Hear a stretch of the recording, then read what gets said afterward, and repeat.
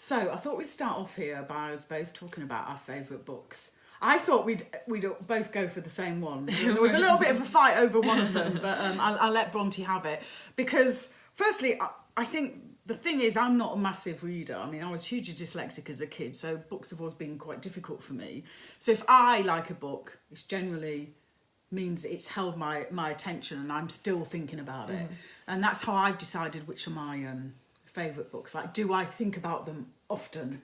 And do I really wish that I could not read it again without knowing what was in it? That kind of thing. So so we've each got 3.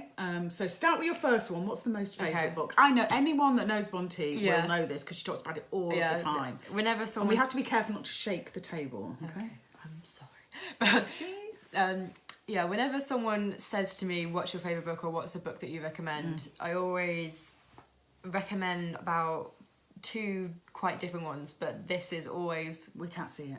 Yeah, I know. It's not... Oh, it's like a reveal. Yes. Oh, okay. Oh my gosh, what's going on with my hair, Bronte? But yeah, this is one of the ones I always say, and this is going to not come as a surprise to many people when I say that it's called The Summer That Melted Everything by Tiffany McDaniel. It's actually a really nice cover. Yeah. And I just need to show you something as well, because this is just so cool. Are you showing the inside? Look at that. We love that. So The Summer That Melted Everything, Tiffany McDaniel. Why do you love this book so much? Because it was the first book that I've read about... It's about race and about prejudice and racism, and it's the first one that I've seen done in like a really artistic sort of way. Like it reads... It's going to sound weird, but it kind of reads a bit like a Bible. Which Which makes sense because it's supposed to be the devil, isn't he? Or something? Yeah, and it's really poetic and the writing is really, really beautiful. And yeah, I just fell in love with all of the characters and it just made me cry like a ridiculous... I know, you keep telling me to read this and I haven't... I don't think it'll be your type of thing maybe, but I really, really love it. And it's... Obviously it's completely fictional. It's in a town called Breathed and they've got really... awesome names. Like the dad is called Autopsy and his son is called Fielding, so they've got really weird names. And yeah, it's about this young boy. There's this town that I think it's in the 80s that is having this really, really bad heat wave, and the dad Autopsy asks for the devil to come and visit the town for some reason, not unbeknown to anyone. The next day, this 13-year-old black orphan kid turns up who is talking in riddles and is sort of acts like really old for his age. And then all of these unfortunate coincidences happen, which sort of implicate him as doing like the devil's work. Oh, okay. And so the town will really turn against him, and it's really, really sad what happens to him. But it really moved me, and I still think about this book probably every day, even though it's probably been about a year and a bit. It's been a long time since you read since I've read it. I really need to go back and reread it because I just love it so much. And for you to reread a book, because we never reread books. So great. So I'm going to go on to my first one. I don't think I'm going to talk about my book probably as long as you did that, but this book, I loved it as well. I thought we'd fight about this one, but now I went and got it off the bookshelf first. Beartown by Frederick Backman. Now, every time there she goes, every time, the cat. Now, we took a picture of this book for Bookish photography ages ago, and it was sitting on our shelf forever. And none of us had ever even thought we'd read it. And I picked it up and started to read it, and oh my goodness, this writer is one of the most amazing writers I've ever read. It's like you're reading it, so I'm thinking, oh my god, this is so beautiful. His characterisation is absolutely incredible, and it's basically about a town in I can't remember where. I feel like it's Sweden or Russia. I don't know, something. It's not Russia. It's something like Sweden somewhere. Anyway, it's about this town that's it's all about ice hockey, and something happens in the town that really divides the town. And actually, that's it, which sounds quite simple, but his characterisation, the way he sums up things to kind of it makes you actually feel about your own life and about people. Yeah. He's just the best writer ever, I think. And I am so glad I picked that up. And immediately afterwards, I had to get the next one, which is behind me actually somewhere. Us Against You. Yeah. Which is that one. I had to immediately go out and buy that. I wish I'd waited actually a little bit longer, because he does sort of, a lot of this is him kind of summing up what's happened. So I would wait a bit before you read that one, because that slightly irritated me, but still such a beautiful, they're kind of beautifully destroying, isn't it? I don't know. Yeah, it is. Is there a genre called beautifully destroying? Because there should be, because this is where. Yeah, I've never seen characters written as well as he's written. It's absolutely, I would say, you've got the next favourite. I would put this book and the one that you're about to talk to as my two absolute favourite books that I've ever read. Yeah. So let's go on to the book. And you put it second. We fought about this one. We did fight about this one, and it's Beasts of Extraordinary Circumstance by Ruth Emmy Lang, and I can't put into words how much I absolutely adore this as well. It's hard to explain the book, isn't it? Because it's not one that we would actually pick up either, usually. We got it in a box. Once upon a book box or something. Yeah, and in this box they have little gifts, and you open them when you get to a certain page. And I don't know whether that contributed to how much we love it so much. Because a lot of the I cried a lot at this. Well, wrong way around. I cried a lot at this book, but I can't decide whether it was because of the gifts or because of the book. They went so well with what was going on. Excuse me. In the book. And this one's really interesting because it's never told from Waylon, the main character's perspective, until the very, very end. So you're seeing him through everyone else's eyes. And he's such a cool character. He has a pig that's got a little unicorn horn on him. Can stop tornadoes. Yeah, he can stop tornadoes. It is so weird. Like it's definitely magical realism. Yeah. It's so weird. You feel like you're in a fairy tale, don't you? You being really lulled do. along with it. Yeah, and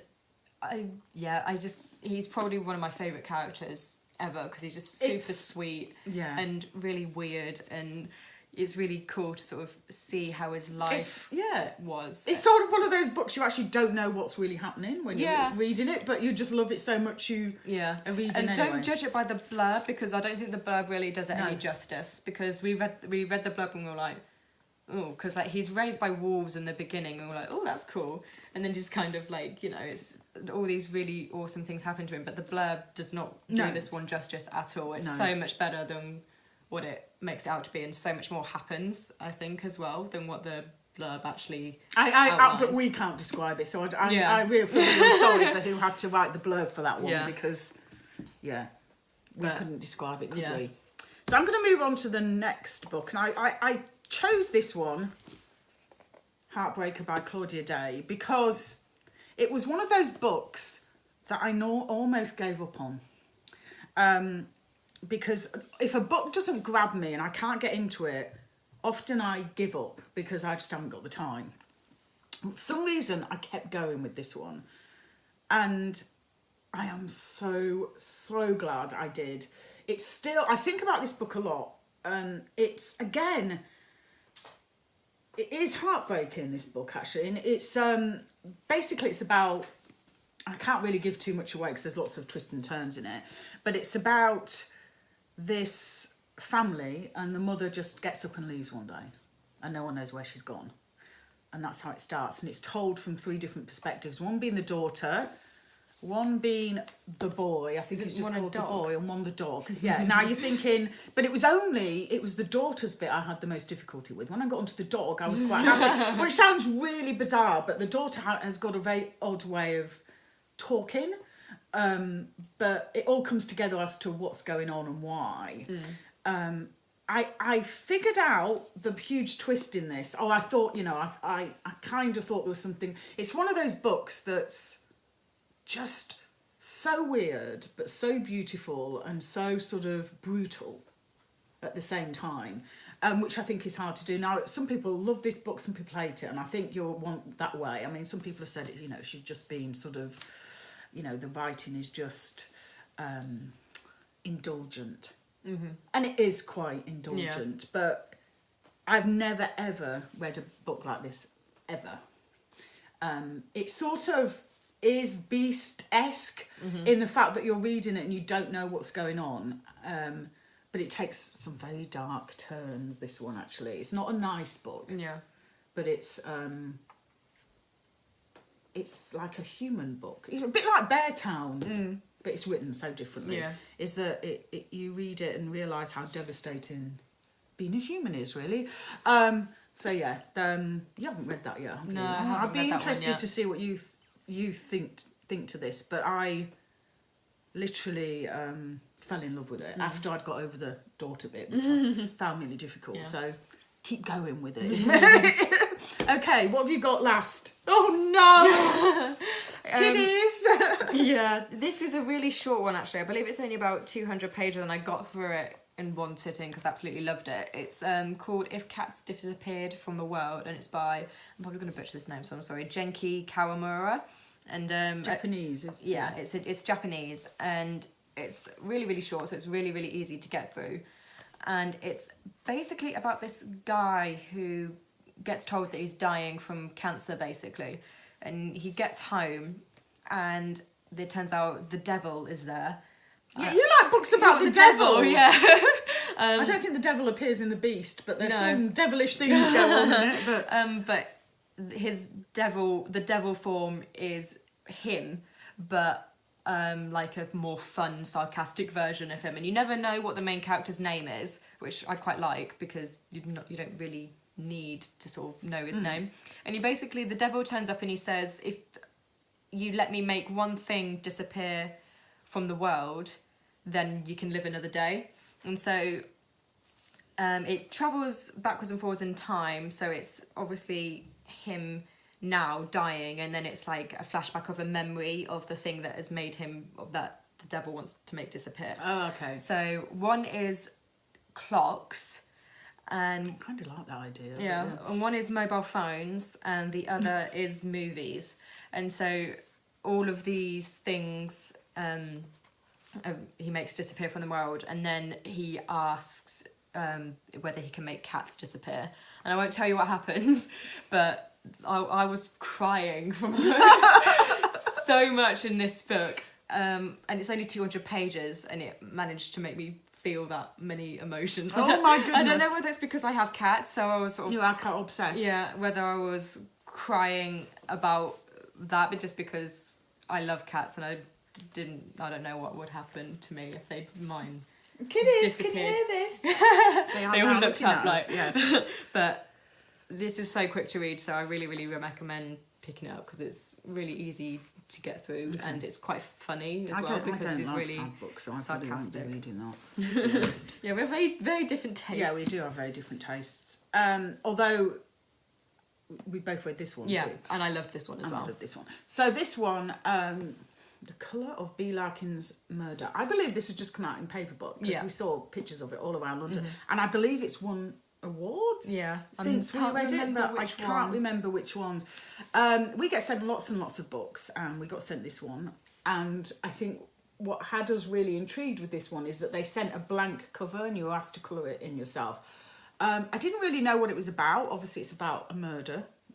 And I think, again, the blurb didn't really tell me anything about this one. So I thought I'm going to start to read it. And it had me pretty much hooked from the beginning. It's about a character called Jasper who is autistic and has got... He's autistic, he has face blindness, and he has synesthesia. And synesthesia is basically when you hear a sound, you see a colour. So if Bird's tweeting, I can't remember what colour it was for him. It was like blue. Well, if you look at the, I mean, and Tuesday, bottle green. Yeah, and so Dad has this as well, actually, where he sees days of the week as colours. Yeah, and what's so interesting about this is that the main character, I have never read a main character that's autistic and has face blindness and has but you actually just, and it was told so well, like she never pretends to make him normal. That sounds wrong. Yeah, and it's never sort of said as well that he has it. It's just sort of like hinted sort of throughout. Like it's never sort of directly said you have. Yeah, no, it isn't. And it's all told from his point of view. And obviously, every time he's talking about what colour it is. Just so interesting, isn't it? Yeah. And the story that lays behind it is actually really interesting too. But she's created, Sarah Harris, the most amazing character. Yeah. You know, I think, you know, talk about diverse characters. I mean, you know, characters with, I mean, this character's just so different to any other character I've read. And it's quite a thick book, and I read it really quickly. Yeah, I read it really quickly as well. Which for me is, you always know it's a good book if I get through it really quickly. So, yeah, I would absolutely give that one a try too. Because really good. In fact, the 3 books that I've chose, maybe the ones that you've chose, I've never ever read anything like them. Yeah. Before. No, I haven't either. You know, it's sometimes you read a book and think, oh, this is like blah blah. Yeah. But these 3, I've never read anything similar. No. Similar to them, which I always think is a really good thing. Did I cry at that one? I think I did. I think there were some cryy moments in it, if I remember. Yeah. A few sort of cryy moments. Didn't cry at Beartown. I don't think. No, I didn't. No, it's not cryy, is it? Heartbreak, I think I might have. Oh, really? It is a bit devastating. Oh, yeah, so we've cried at most of our favourite books. Yeah, so. I don't know what that tells you. But, yeah, so, I mean, we could go on and on about other books we've loved. But these are the books that if someone says they want a good read, they're the 3 that come to my mind. I mean, the one I left off my list, which would be the 4th, would be The Suicide Club. Yeah. Which I really loved, again, because I've never read a book like that, and I quite like dystopian stuff. Yeah. What would be the 4th that you I really liked Normal People. Yeah, I thought that was really good. There was a lot of sex in it. It felt a bit weird reading it on the train sometimes. But there was like a book following the lives of like normal people, and obviously a lot of the time they're sort of in uni, so I could sort of see myself a lot. Yeah, that was a really, in them, and really that was good really, one. really good. It was sort of an example of not a lot really happened. Like there wasn't really a moment where it was like that's like the pivotal point of the book, but it was the mundane done really well. Yeah, and there's an arc that I've just read called What Red Was, which is really hard if you can't say your R's right. Which we can't. And the W's, and which was a kind of a combination between Beartown and Normal People, which I'm still thinking about now. So I think that when that comes out, it's going to be quite... We got that recently, didn't we? So it's not out till May, I think. So that would probably make my list as well, because I thought it was really, really good. I tend to like a bit more devastating books, don't I? Yeah. Normally got serial killers in. Although none of these have got serial killers in. So there you go. Maybe not that. Yeah. So we'd love to know, I don't know, what are your 3 favourite books? If you know, to the people here, if you could have had to take 3 books out your house because it was burning, which 3 would you say? That kind of thing. So anyway, I think we'll do more of this. That was fun. Yeah, it was. Bye. Have fun. Bye. Bye. Have fun. Well, everyone should have